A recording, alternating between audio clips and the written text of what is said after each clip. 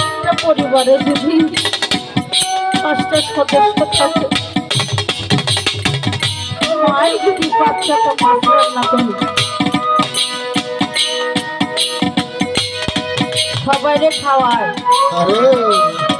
মাই গোসল করছে ভাত খাবে, তাদের কি এই পৃথিবীর মধ্যে বড় চুর কে হয়? এই পৃথিবীর মধ্যে যদি কোনো বড় চুর হয় সেটা হলো জানতার ঘরের কেমন করে হয়?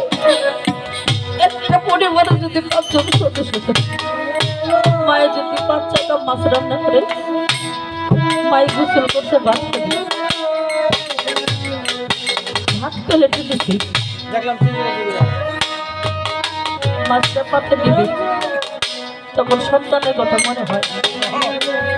তো মাই বাবা তোমার মানিক তোমার স্কুলে গেছে,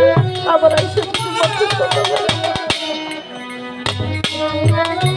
বাচ্চা টাকা থেকে মায়ের পা ধরে থেকে